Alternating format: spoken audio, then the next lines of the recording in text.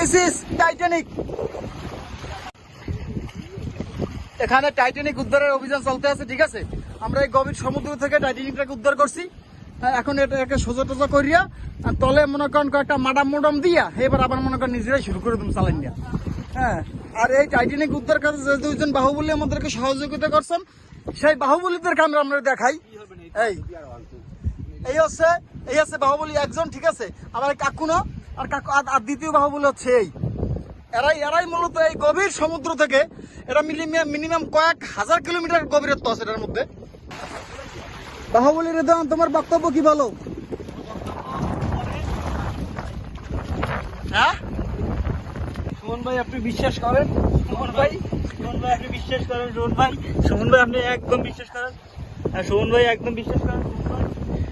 আমি আচ্ছা, তোমরা আমার গামছা লই গেলা কা? তুমি আমার গামছা লই গেলা কা? হ্যাঁ, কাকু লঙ্গি আছে হয়নি।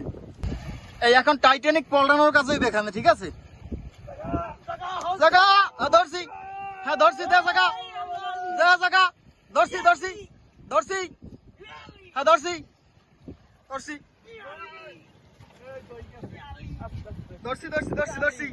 এই আমাদের বাহুবলী এই একজন আর এই একজন। বাহুবলী তোমার অভিজ্ঞতা শেয়ার করো।